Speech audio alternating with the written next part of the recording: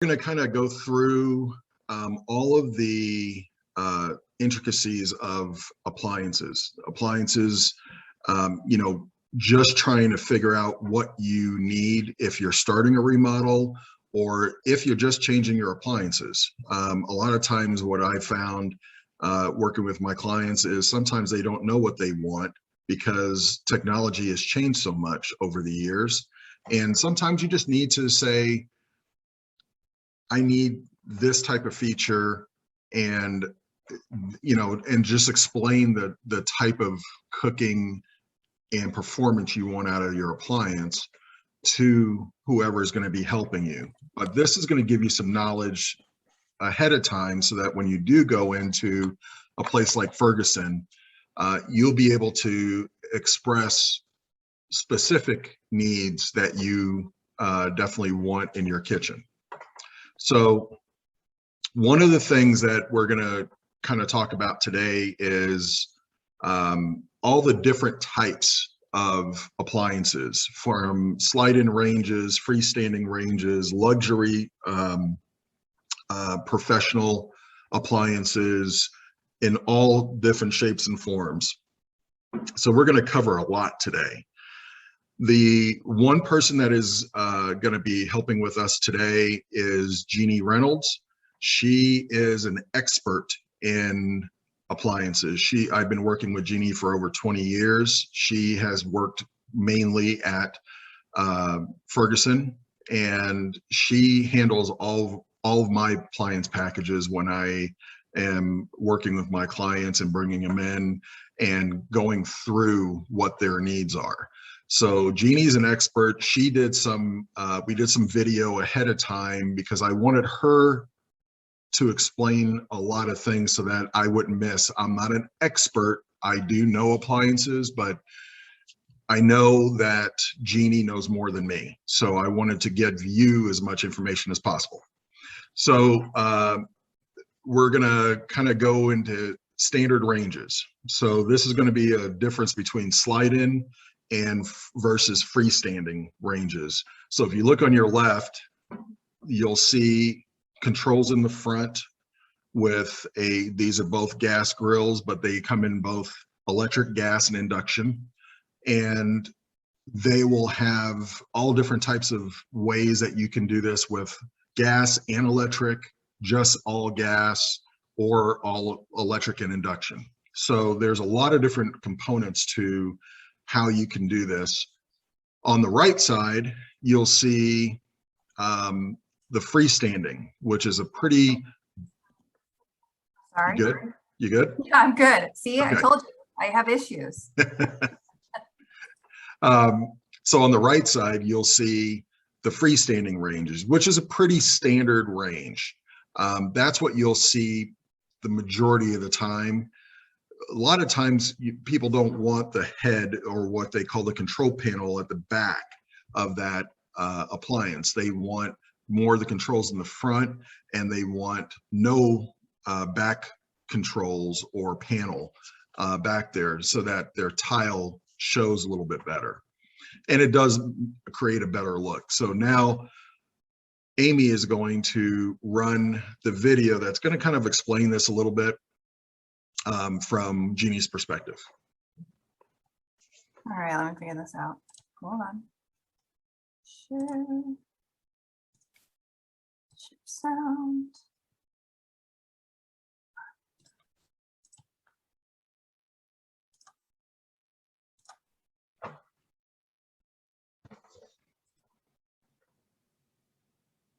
Realize there's a couple different types you can do with that.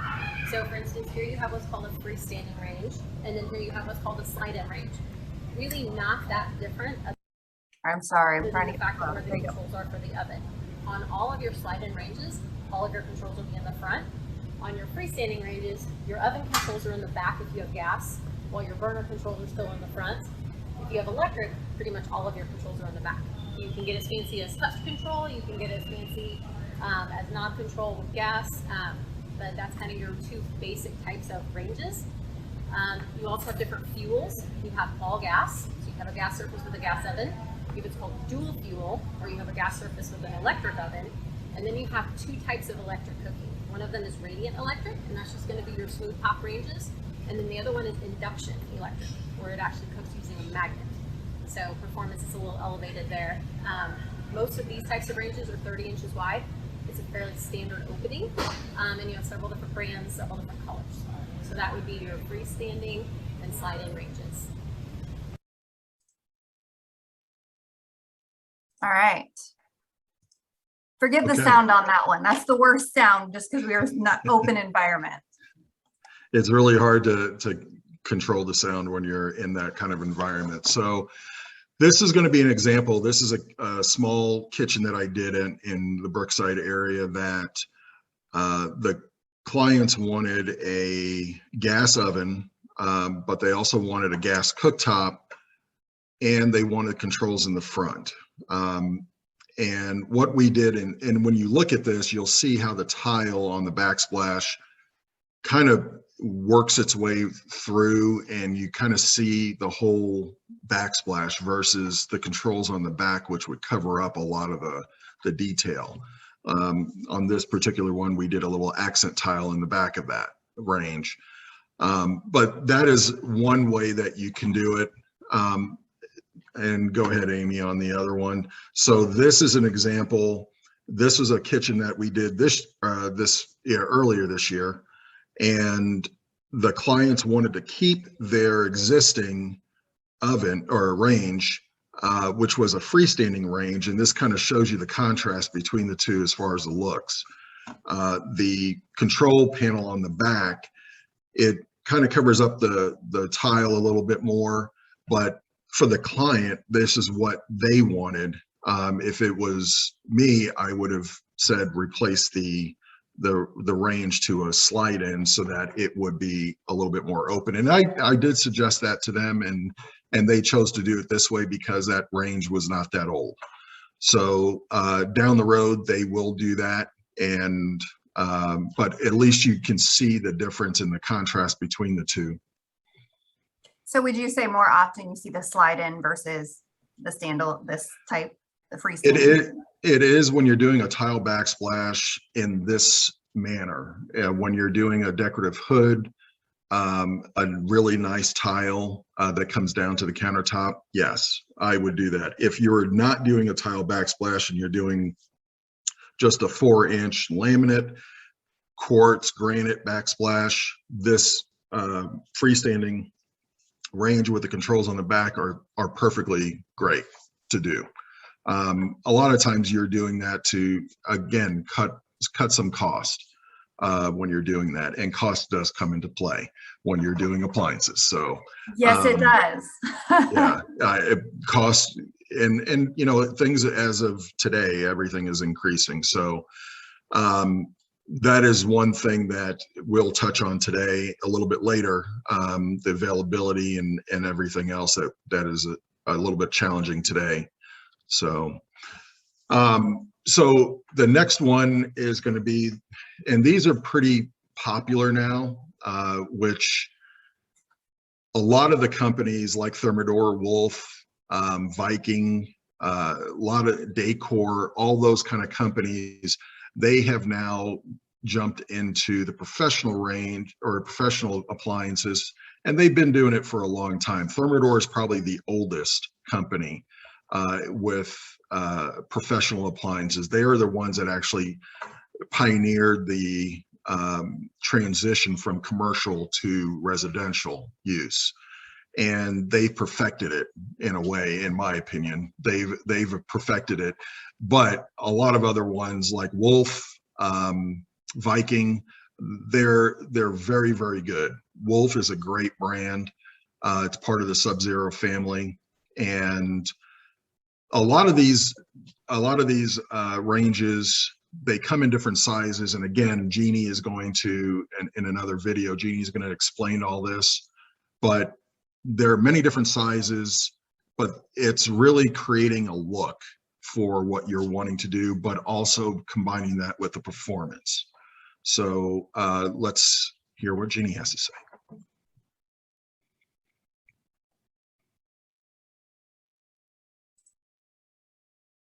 In professional world. So this is going to be all the professional appliances that are more luxury brands that you're going to see the differences between ranges and range tops, and then some ventilation. Yes. So when you're talking professional series appliances, you have several different options here as well. We happen to be standing in the Wolf Sub-Zero room. They call this the living kitchen. So your range sizes vary from 30 inches wide like you have here, 36 inches wide, which is not right by us. This is a 48 inch wide model, and then they have all the way up to 60 inches wide. So you can have anywhere from a single oven like you would get in a 30 or 36. Here you have a standard oven and then kind of a smaller, they call it a convenience oven. And then in the 60 inch wide range, you're going to have 2 full width ovens. You have options of burners, griddles, grills, even things called French tops. So lots of options for your surface cooking as well. This is basically that inner chef is where your dreams come true. You have all gas, like this one is shown here, and then you have what's called dual fuel, so you have gas, surface, electric ovens. You also have induction professional ranges. Not every manufacturer makes that, but Wolf happens to be one of them. They make that, Miele makes that. And that's where you're going to get an induction surface and then an electric convection oven. So most of your pro ranges, the electric oven is going to be self-clean, and the gas oven is going to be manual clean. So sometimes that will actually direct a person one way or another when it comes to which fuel is best for them. Range top, basically if we were to take this range and we were to slice the ovens off the bottom, you would be left with the top of that range. That's what's installed over here. So your range top is here. This will come in a variety of widths as well. You can get 30 in most manufacturers. 36 is probably the most common size we sell. 48 is available, and then in some manufacturers you can get a 60 inch wide range top. So again, anything you want to cook, you can absolutely do it on here. You're going to have the best simmers, the best power outputs. Some of them will come with features like wok rings, so if you do stir fry cooking, you can do that. Again, you can get griddles and grills on here. So range top is a great way to get the professional cooking that a range will offer you, but not having to bend way down to get into your oven. You can put that up high somewhere else. All right, so now we're in professional. All right. Okay, so to kind of go through what Jeannie said in using it in an application, here are a couple of kitchens that will show you a 48 inch and a 36 inch range. The professional range, both of these are Wolf. The one on the left, you'll see with red knobs. The one on the right has silver knob or stainless knobs. You can interchange those with black, red, or silver. But you'll see the professional look of those. They come in so many different sizes and options for professional type of cooking. And if you're looking for a gourmet type of kitchen, then this is what you'll be looking at. Now, I will say that you don't have to necessarily do a range. We can also go into the range tops, which is what we're going into, I believe, next. Tops. Well, and there's Or a photo cooktops. somewhere up here of a range top, but apparently it's not in the right location. So Okay, not a problem. So, but there is a range top, which we'll review a little bit. But the range tops are actually really great to use, and I really like using those in our kitchens because it does give you the performance and the look. But some people don't really care about the ovens down below. They want more of a double oven, but they don't want to pay for a 60 inch range. So they'll just do 2 wall ovens, and that way you can actually control your cost a little bit more that way by using maybe a different brand that is a little bit lower in cost, because the ovens may not be used like a professional oven, and you may not need that. So that's one way to kind of control your cost on your appliances. So quick question, Ron, and I know we can go into price and we're not sharing prices with everything, but I do think I'm curious, what are you looking at in like a standard freestanding or those type of an oven versus one of these professional ones? Because at the end of the day, they're both cooking food, but my understanding is it's a big price difference. There are. And it depends on the manufacturer that you're going with. And this is where you can blend some different manufacturers together. For instance, you can use a KitchenAid Pro Series wall oven that has this chunky handles and, you know, looks professional, but doesn't have a professional price to it. They still perform, they're still convection. Some of them are really high performing, but they're lower in cost. So that some of those could be, you know, $4,000 for, say, a double oven, and versus in a 60-inch, I think they start at around 15,000 for the range. So, so there's a huge difference in price, but this is where you can get the professional look in a range top and combine that with some wall ovens that look professional but aren't as expensive. And that's the way that I kind of look at it. Some people want that 60-inch range, and I'm happy to give it to them. So, yeah. But there are other ways to do it too. So that was a good question. Options. A lot of options. Yeah. So cooktops. So this is another thing. Everybody likes gas today. Everybody wants a gas cooktop. People are starting to gravitate away from a radiant heat or electric oven or cooktop, and they're getting more into induction cooktops. Now, induction's a little bit different because it works with magnets. And the way the magnets work is there are magnets underneath the glass that basically they vibrate and they actually heat the metal of the pot that you have on the stove. It does not heat the glass. So the beauty of this is, number one, I think it's safer and it's easy to control the temperature. It's actually more effective to control the temperature on an induction than it is on a gas. You get quicker response in it.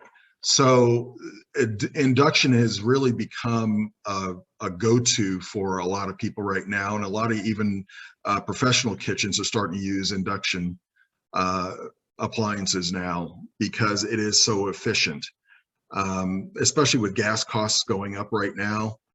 For natural gas, you know, you're burning gas for that, so it does, you know, play into everything. But Jeannie is going to kind of take you through it, and we'll see it on the other side.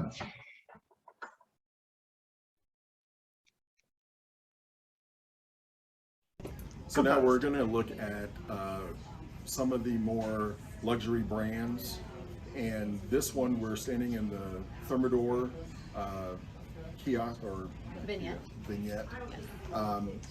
And this has cooktops, wall ovens that we're going to try and get into and tell you the differences between some of the different things that Thermador has to offer. Yes. So a good alternative to a one-piece range would be selecting a cooktop and then a separate wall oven. You can install these together, so it's basically in a similar size or space as a freestanding range would be, but you have options here to kind of upgrade or downgrade one or the other so that you're not forced into getting features maybe you don't want just because you're getting that one-piece range. So with your cooktops, they're basically where you're cutting a hole in your countertop and you're dropping the cooktop in. The common sizes here are going to be 30 or 36. You have your same fuels as you would on a freestanding range. You have electric radiant, you have electric induction, and then you have gas. Typically on a 30-inch wide cooktop, you might have 4 or 5 burners. On a 36, you're typically going to have 5 to 6 burners. Most of the time when you're talking a glass cooktop, you could get a stainless steel trim. There are options that have knobs, there are options that have knobs and touch control. If you get into your induction cooktops, you even have options of different colors of glass. You can get gray, you can get silver mirror finish. When you have your cooktop here, if you want to come around, I'll show you this. This would be a 36-inch wide gas cooktop. So oftentimes here you're going to see stainless burner wells, black burner wells, there are a few white burner wells still in existence. You're pretty much always going to have a knob control here as well. Different outputs on your burners, different levels of upgrades that you can get with different brands. So the only real thing I would suggest is if you're going to install your cooktop with your oven below is that you use the same brand there, because necessarily, or not necessarily, will brand X install over brand Y. You could run into some issues there. If you're going to separate out your cooktop and do a wall oven like this in the wall, this brand can be anything you want, and this brand can be anything you want. So here you have a couple different options. You have what's called a double oven. You're going to have two ovens stacked on top of each other with one single control panel. You have several different features you can get here, like convection. There are some that have rotisserie. There are some that have a combination convection microwave. So depending on what features you need or want for your cooking, you can get double ovens, single ovens, convection microwaves, steam ovens. Convection ovens. Yes, convection ovens. Some of the ovens even have rotisserie. So there's really almost limitless options here as well. A couple different finishes. You can get more modern looking ones. You can get more professional looking ones with chunky knobs and big handles. Or if you prefer, some even have no handle whatsoever to give you that sleek, almost touch look. So you have, oh, another one I want to show you. This is a side swing door oven. That's something that's pretty unique to the Thermador line. You see it in Bosch, Thermador, and Gaggenau. This is for somebody who might be what I will call on the vertically challenged side. That's maybe you're a little bit shorter. Reaching over a big oven door can sometimes be a challenge. So if you have a side swing door that you can just easily walk up and get into, sometimes it makes it a lot easier to use. So that's some options for wall ovens, convection microwaves, steam ovens, full gamut.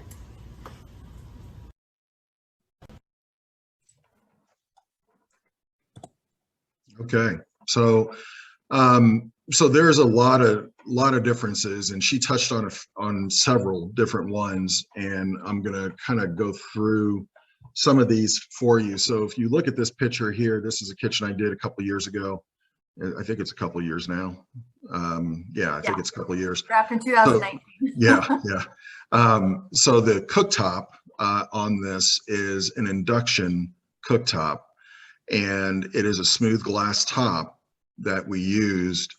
That side swing oven, you'll see on that oven cabinet to the left of the sink in the middle.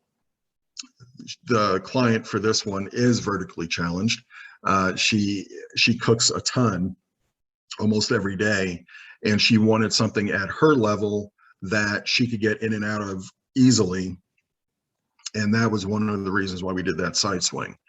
The gas or the induction cooktops, the only thing that you have to, that's required to have one of these is to have a pot or pan that is metal, that can be used with a magnet. So a magnet, if the magnet sticks to a cast iron pan, it will be able to be used on that induction top without any problem.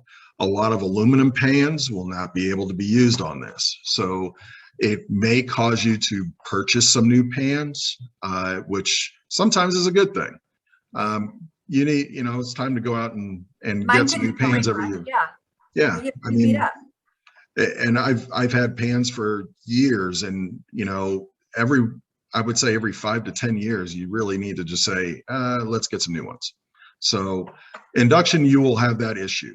On a radiant heat cooktop, which is just like an electric top, you won't need to do that. Any pot or pan will be able to be used on that. On a gas cooktop, now this application here, this is one of the reasons why doing a cooktop and wall ovens in this combination works really well if you have the space in your kitchen to do another cabinet that holds a wall oven and microwave, because a lot of kitchens don't have a lot of room and they're trying to increase counter space. So with a cooktop like this, cabinet storage is huge, and you have to have enough pot and pan storage for everything. So when you look at this, this is a 36-inch gas cooktop. I think that's a Wolf cooktop. And down below is our drawers that will hold all of your pots, pans, lids, and everything else. So you have proper storage underneath. And then on this particular one, on each side, there are another set of drawers that will hold everything else. So this gives plenty of storage underneath, but the gas cooktop is, when you have a continuous countertop going across, it's more of a custom look, I think, to have a cooktop in there. Same thing for a range top. Now, a range top, your drawers down below will be shorter in height, but they can still have storage underneath them. Because you're going to have those controls going across the face. So that's kind of how that would look. Now, this is a range top. Now, this particular one we used because we could have used drawers down below, but we used drawers on each side. And the reason why we didn't use drawers down below, and this is a warning for people who are planning on doing this, on some gas ranges like this particular one, the inlet for the gas may be in a position where it will hit up against a drawer if it goes underneath it. So sometimes you have to look at all the specs, and you have to make sure that your cabinetry is in line with what your appliance specs are, because if they're not, you could have some really serious problems. And on a 48-inch range like this one, they chose to do 4 burners, but then also do a 24-inch griddle.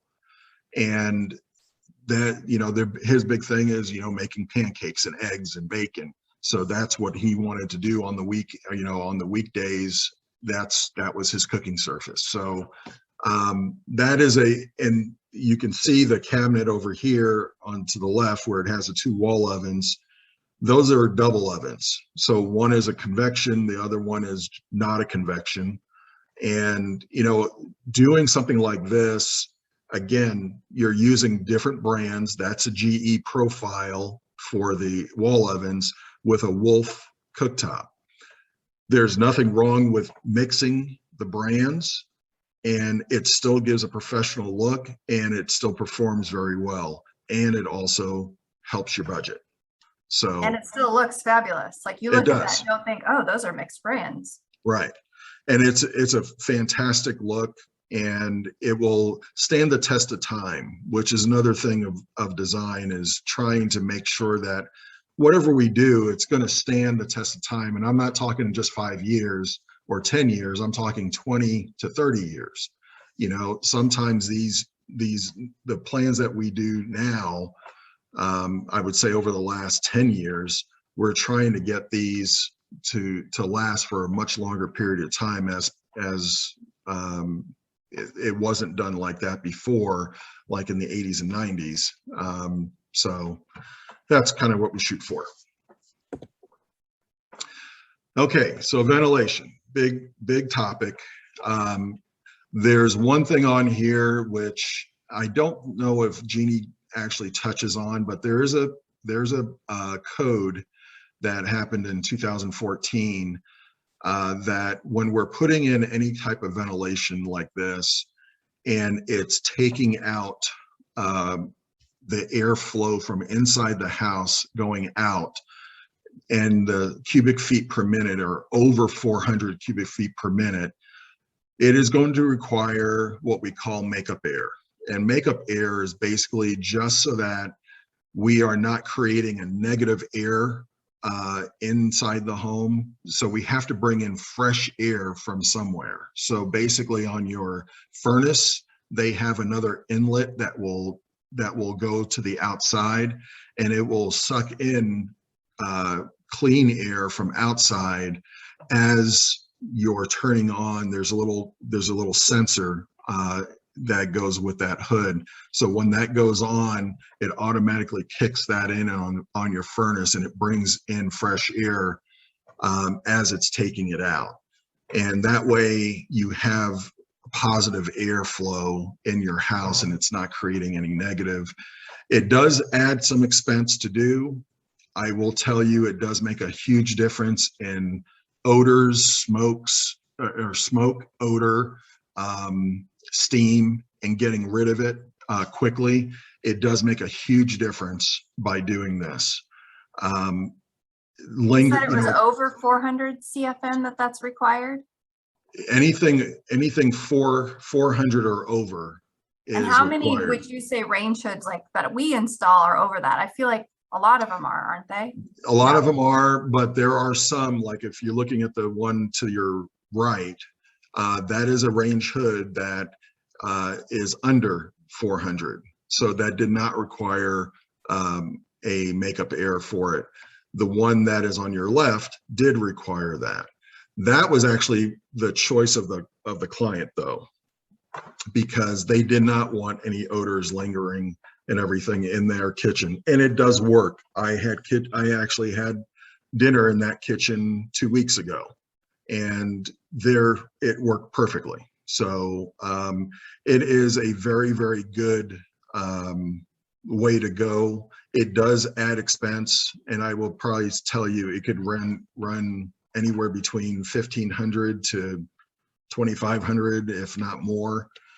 These days, right now, pricing is going kind of up and down. So I would probably say if you're interested in doing that, just talk with your design consultant, and we can kind of guide you on that.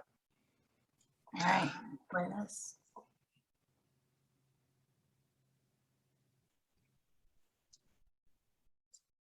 To look at some different types of ventilation. Ventilation is going to be it's needed in everything that you're doing. Should go to the exterior, but now we're going to look at some different types of ventilation, and Jeannie's going to kind of go through the different types of looks and everything else that comes with that. Okay, so when it comes to ventilation, I think that is sometimes an afterthought. People think, what am I doing here? This is where I want to focus. I want a really fancy range, and I want it to have a lot of power, and I need to be able to cook like crazy. They forget about all the stuff that's going to come off of your range when you're cooking. At ventilation training, we were taught that every time you cook, you let the hogs out into the kitchen. That is heat, odors, grease, gas, smoke, steam. So when you think about that, every time you cook, if I'm not ventilating it properly, I'm going to be left with that stuff in my home, whether it's going to stick to my drapes or my couch or myself. I might smell like spaghetti the next day. So ventilation to me is extremely important.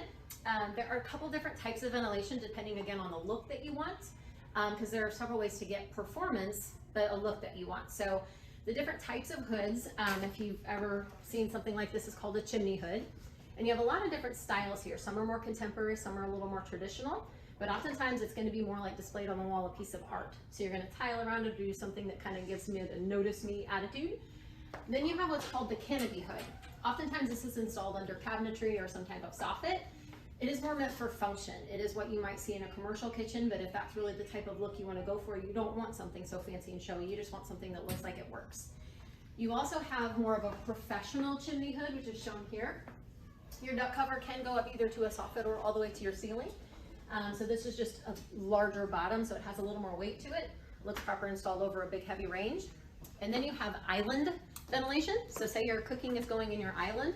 This is going to be a hood that's finished on all four sides. So it allows you to have a nice gorgeous hood hanging from your ceiling, and then your cooking can be in your island.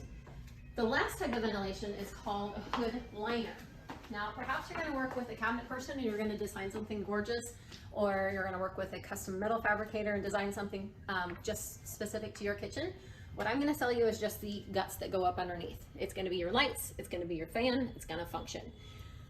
Within all these different types of ventilations, oftentimes you can get an internal blower, so the blower is going to sit inside your hood, an inline blower where it sits somewhere, usually an attic, and then an external blower that's going to sit on the outside of your house.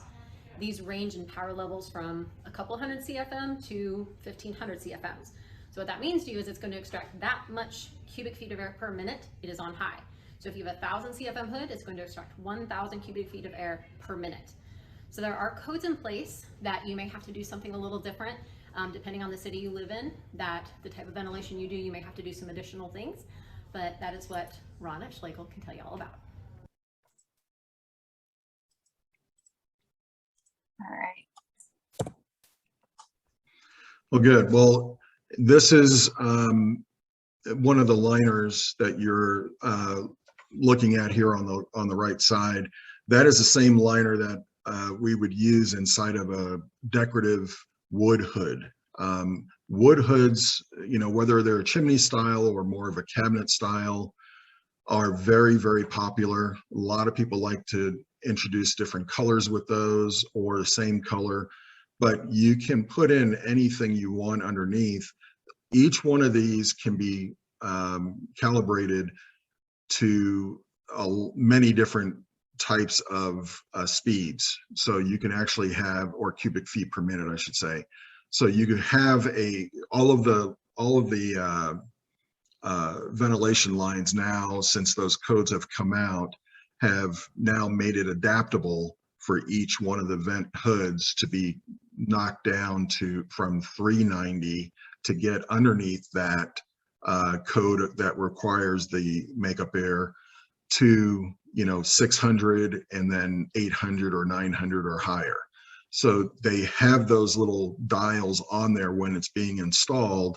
Our installers will set it, and once it's set, once the setting is chosen, it can't go anywhere else. So you can't just say, yeah, I'll go ahead and put it in now and then change it later. You can't change it. Once it's in and it's installed, that's it. You only get one shot at it. So that is something that the installer will definitely do for you. And again, it all depends on what type of ventilation system you're gonna do in here. There is another one that Jeannie, we didn't mention in the video, which is a ceiling mount one, which looks just like this one on the right. So this one is a ceiling. That is a 9-foot ceiling. And that does work extremely well. And it's also fairly quiet. Now it does have a remote. It's a remote, looks like a hockey puck, and you can control the fan speed and the lighting for it. It does move air very quickly. And that one, I think we had to do makeup air on this one because I don't think it dials down to 390 because I don't think it's going to be effective at that. But I think that one was 600 CFM, but it does move air really well and it's pretty quiet. So even at full blast, you can actually still hold a conversation with somebody in there. So that is a really good system to use. And it does help with the sight line in your kitchen too. So if you don't want a big island hood coming down over your island, or if you didn't want something hanging down, this is another option for you. The other one in the middle that you're seeing, that was again a hood liner inside a cabinet that you can actually install and be able to get air out through there in a decorative way. And then the one on the left is more of a, like Jeannie was saying, is a canopy. It's really just a workhorse, and that's all it's going to do. It's meant for not so much looks, but function. And I like that range too, because that shows the convection on top of a professional range. Right, and that's one of the things that we didn't have shown in there. Induction does come in ranges like this: Bosch, Wolf, Thermador, Decor, I think KitchenAid. I'm not sure, but there are several that do induction ranges like that, professional ranges. The one thing that you don't see a whole lot of are induction range tops. So range tops in induction, I actually had a hard time finding. Thermador doesn't make one. Wolf does not make one. And I think the only one that I know of that may make one is Decor. So so those are, and I didn't go through every manufacturer, so I'm sure there's a few out there, but those are a little bit harder to find. If you're looking for a range top that is induction, those are going to be a little bit harder to find right now. I mean, I am going to do a time check. We're at an hour, or not an hour. We're almost at 45 minutes. So we'll quickly go through the others. Yep. So microwaves, again, there's many different types.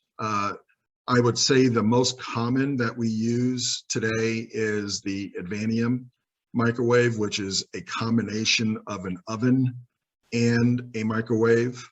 So that's the one that you're looking at, I believe, in the middle of this one. And it comes in many different, and GE's the manufacturer of that one. They come in different lines. Every one of their lines, Monogram, Cafe, Profile, and GE, all have those available. But we'll go through what Jeannie has to say on that.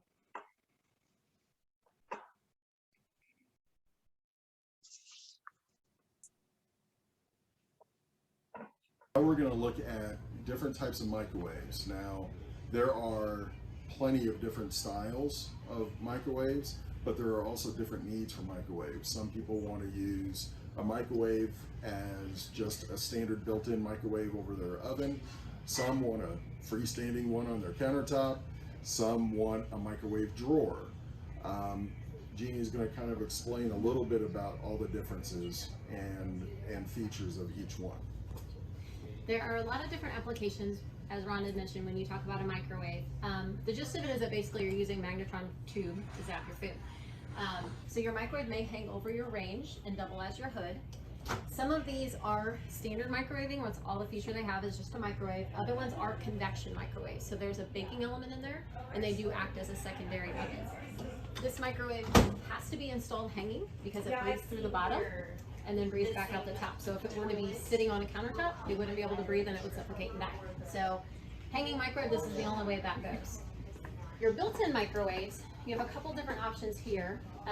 A lot of people like the model that has a drop-down door feature. It's a really nice look as far as clean, not having a trim kit. Most of these are going to be convection microwaves. You have a few options that are not, but most of these are going to have some type of baking feature to them as well. So you'll have standard microwave features, and then you'll have additional baking features. This particular one happens to be called the Advantium by GE, and you have several different series that they make this in, so you can get a style or a look that works for you. But this is basically going to add a halogen light to your baking, so it's going to bake 4 times or 8 times faster than a normal oven. So if, for instance, you could have a chicken breast baked in less than 20 minutes if you're using the 120 volt, or you can have it done in less than 15 minutes if you're doing the 240 volt. So this is quite an engineering feat. Another type of microwave, this is a microwave that's very popular in applications where someone has a large range or perhaps a double oven and they don't have anywhere else to put their microwave. This is a very small microwave. It's only about 1 cubic foot, but it can be installed sitting on the countertop, sitting on a shelf.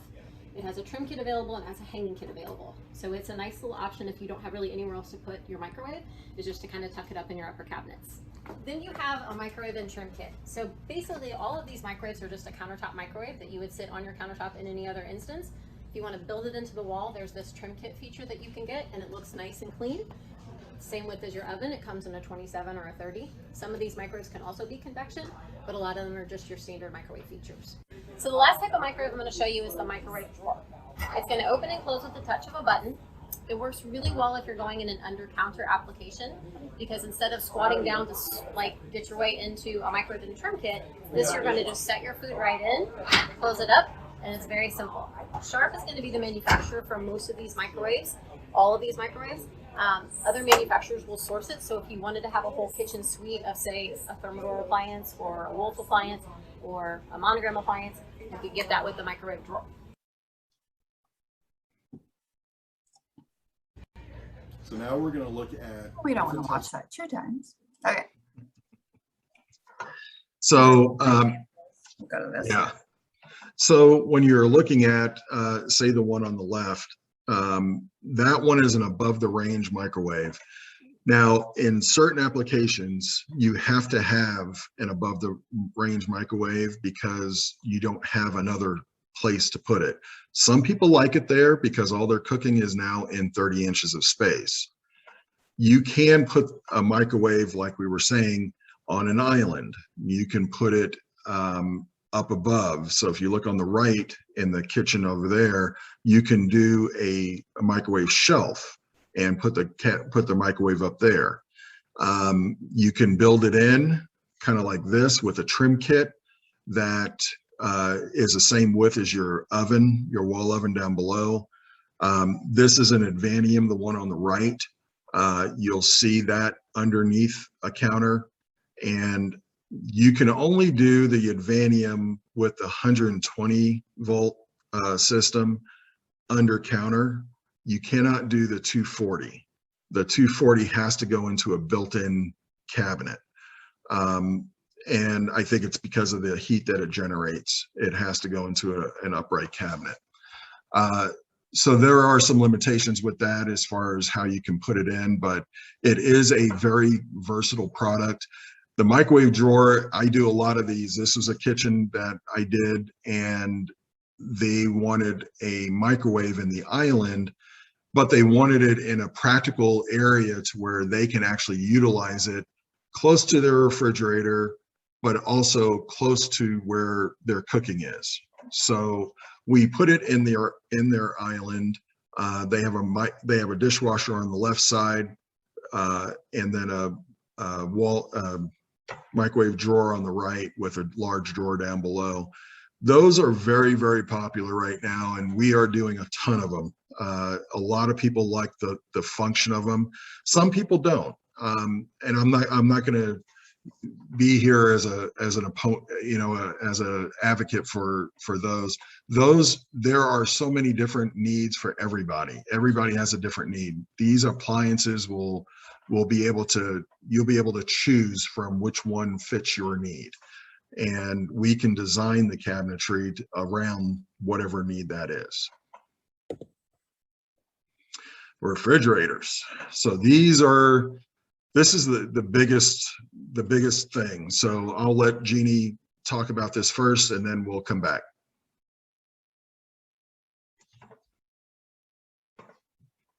We're going to look at different types of refrigerators. Oh, computer's buffering. Hold on. Refrigerators, there are so many different types right now for freestanding, counter depth, built-in, panel ready, you name it. There's a whole bunch of different sizes and everything in manufacturers. So Jeannie's going to kind of run through the array of selections. Okay. So the most, probably what I would tell you, the common size of refrigerator you're going to find is about 36 inches wide. What I'm going to call freestanding refrigerators, you really have two types. You have what's called cabinet depth, and then you have standard depth. Cabinet depth, basically their case is as deep as a standard cabinet. So when you install it, it's very similar to what you see over here, that all that sticks out is your doors. Most of these units have a standard hinge, so they require the door to be proud of the cabinet in order to open. There is an exception to that with a brand called Fisher & Paykel, where they have what's called an articulating hinge, and that allows you to have a flush inset refrigerator and still open the doors, which is quite important to get your food out. This type of unit also actually is one of the few freestanding refrigerators that can be paneled. This unit wouldn't have the dispenser on the outside, but if you have a custom panel and then put your own cabinet pulls on there, it kind of makes the refrigerator hide away so you don't even notice it. Your freestanding refrigerators are going to be a little bit deeper. The case on these is on average about 28 to 29 inches deep. So if you have that installed in a standard cabinet, you're going to see about 5 inches of that case, plus your doors and handles. In all, you would stick out about a foot. Some people have to decide a form versus function. So if you want it to look super pretty, you may not be able to fit as much food in there as you want. But if you don't mind it sticking out, you can fit just a little bit more. There are some other sizes of refrigerators. You can get as skinny as 30 or 33 inches. If you're looking at side-by-sides, the smallest these come is 33. If you're looking at French doors, that's the same. And that's where your fresh food's on top with 2 doors like this, and then your freezer's down on the bottom in a drawer. They still make these units with a single door top. Those are just considered bottom freezers, and those max out at 33 inches wide. So on average, if you include all your different types of refrigerators, that's freezer on top, freezer on bottom, and side by side, your capacities can range from anywhere from about 14 or 15 cubic feet all the way up to almost 30 cubic feet. You'll have different varieties of dispensers. You also have options where you have an external pantry drawer. So that's just a drawer on the outside that you can basically have as the kid's snack drawer. Most of these can range in temperature as well. There are a few models on the market that have a soft freeze feature to them. So if you want this to be your ice cream drawer, you can have something like that as well. You do have different finishes. Stainless, obviously, as you see here, is probably the most popular. But you have some other colors like black stainless, black white, and even some unique colors like black slate. really the options are quite open, and you can kind of get what you like best. And one of the things that I wanted to also mention is Jeannie was talking about how far out these refrigerators for a standard depth refrigerator will stick out.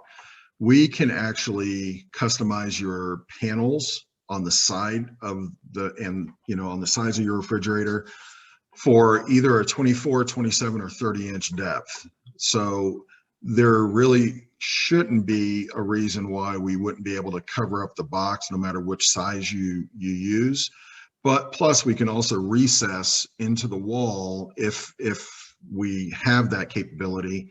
We can recess and gain another 2 or 3 inches in the wall and recess it back into the wall. So there are definitely ways that we can do things. So just so that you know, your refrigerator doesn't have to stick out. It's hard to find an example of one that did, because I think to your point, we've had wider cabinets for them, but we did have a client who was using their existing and still planning to purchase one. So that one showed what it was like. That's coming up next, but yeah. Yeah. So refrigerator, like I said, there's a standard type counter depth like this one here. There's standard depth, and this is kind of the part that sticks out a little bit. And you'll see that sometimes, and sometimes the client wants to have it that way. They may have a refrigerator that they're not going to change. And this is exactly that case. You know, they don't want to change it. They want to just leave it there. And then when this one goes bad, they'll replace it with something else. So the next thing is going to be built-in. So these are all professional. You're going to see these more in Sub-Zero, Thermador, Viking, Wolf, or not Wolf, I'm sorry, Genair, KitchenAid. You'll see these a lot. And they're all built in, but they can come panel ready, or they can have what they call columns. And I'm going to show you, or Jeannie's going to kind of explain this a little bit, but then I'm going to show you all those differences.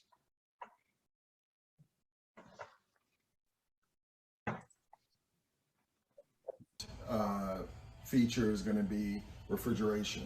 This is now going to talk about professional refrigeration and some of the different types there are. There are many different standard sizes, many different types, many different manufacturers. Jeannie's going to explain a little bit about each one and what the benefits are. Okay, so we happen to be standing in front of a couple of Sub-Zeros. So oftentimes when people talk about built-in refrigeration, they think just the general term for them is Sub-Zero, but that's actually a manufacturer of built-in refrigeration. Built-in refrigeration is kind of easy to tell because it looks pretty huge from the outside. It's usually a lot taller than a standard refrigerator would be. You have options here in as small as 30 inches wide and then as big as 48 inches wide. Basically your two types are going to be freezer on bottom with either a single door for your fresh food or a French door for your fresh food. The other type is your side-by-side. So side-by-sides come as small as 36 and then go to 42 and 48. You have options for dispensers on the outside, and some manufacturers, not all. In Sub-Zero's world, you have an option for an internal ice and water dispenser, and that's a little bit unique, and that was actually a nod to designers from Sub-Zero, because so many designers complain that their customers want a dispenser, but they feel like that doesn't give it a nice clean look on the outside. So Sub-Zero answered that by putting an internal ice and water dispenser in their side-by-side refrigerators, 42 and 48 inches wide. Now the other thing that you can do with a built-in refrigerator that's not as common on a freestanding is put it installed flush. So with that, it means it's sitting flush with the rest of your cabinets around. You can do that with a custom wood panel in most of your manufacturers, but you can actually do that with stainless panels in the Sub-Zero. So this is something a little unique to them. Then you have options that are a little bit smaller. This would be your 36-inch wide professional series. And what that means is that it's going to stick out even yet a little bit farther than your standard built-in refrigerator would. This piece also happens to be 100% either stainless, glass, or aluminum. So it's going to be very commercial look and feel. And it's going to have a couple freezer drawers here. So you've got nice variety of places to put things and all that. The glass door does intimidate some people, but you can get it with a solid door as well, so don't feel like you need to be scared. The single door bottom freezer, so notice this doesn't quite stick out as far, but this would be a standard installation for Sub-Zero versus flush inset installation. So this would be a 36-inch wide single door bottom freezer. You buy it either left hinged or right hinged. You cannot reverse it, so you need to make sure you're ordering it properly. This actually also comes in a 30-inch width for people who don't quite have the space for something this wide, so you could get something a little bit smaller. And then you have an option called a French door. So Sub-Zero is also going to offer a 42-inch wide French door as well as a 36-inch wide French door. Some manufacturers only offer 36. Jenna and KitchenAid are also going to offer a 42. So this is just going to give you a split door. So what that offers, instead of having this large swinging door that maybe is an interest of space or travel walking through, is a little bit of a bottleneck, this is going to break up that door so you don't have quite as much room taken up when you have your refrigerator door open. So that would be built-in refrigeration, all your different sizes, styles, and Sub-Zero. All right, our next option for refrigeration are columns. And this has been a very, very popular design feature, but it's also a very popular feature just because it is more flush. But you also can do this as a panel ready, which we're going to show you. So the nice thing about columns is while built-in refrigeration is amazing and performs well and keeps your food at its utmost preservation, the columns give you the ability to customize. And by that I mean they come in a variety of sizes, and then as Ron mentioned, you can panel them, so you can actually make them kind of hide away. But you also don't have to install these side by side. Because they're individual units, you can put the freezer on one side across the room and the fridge on the other side across the room, or some people will put a freezer in a pantry and just have a really big fresh food column in the main kitchen. Or you can install them together and make it look like a super huge built-in. So the sizes these come in are 18, 24, 30, and 36. Not all manufacturers offer all sizes, but most of them do. Oftentimes you don't get a dispenser on a lot of these models. There's a few manufacturers that will give you a dispenser on maybe an 18-inch wide column, but it's not as common. Some of them will have an internal water dispenser, however. So again, you can put these together, you can put them apart, you can get different sizes, whatever suits your exact needs. You can panel them, you can have them in stainless. All in all, it just ends up looking like amazingly gorgeous refrigeration. Okay, so we are standing here in front of a column refrigerator, which we actually just talked about, but this shows you the option to panel it. It hides it away because it looks like the rest of your cabinetry. It can look just like a pantry door or something like that. We happen to have Sub-Zero's handle on here, but you can put your own custom handle on here, and it again will just hide it away. This happens to be a 36-inch wide fresh food column, so as you can see, the space inside is humongous. It also has an internal water dispenser, so that gives you nice fresh water, and you're going to have a filter up behind this little thing there, so it's now also filtered water. So this gives you lots of refrigeration space. Again, you don't see a freezer here because you can put that wherever you want to put that and customize it to fit your needs.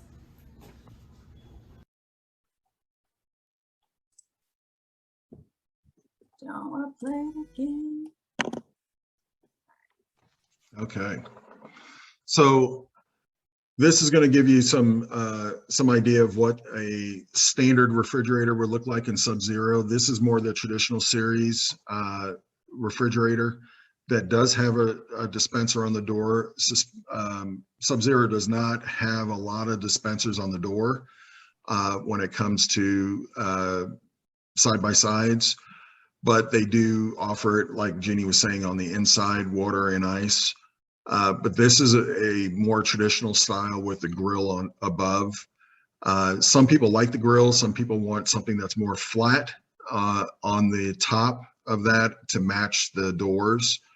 And that's another option that you can definitely get. The column look or the panel ready. So the panel ready, this is a Sub-Zero.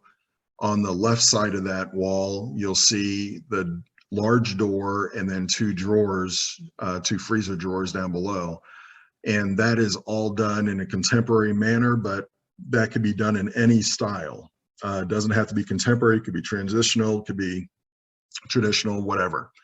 But that's kind of the way that looks. Now, some people like to just see the stainless steel, kind of like how we did here. And these are two separate columns. one on the left is a freezer, 24-inch, excuse me, and the with a 30-inch on the right refrigerator. And that's a bigger, much bigger refrigerator space and freezer space than a lot of people have. Before they had like a separate freezer somewhere else. So we just combined the two here, and it just makes it for everything being used in the kitchen. It just made it for better use for the family. So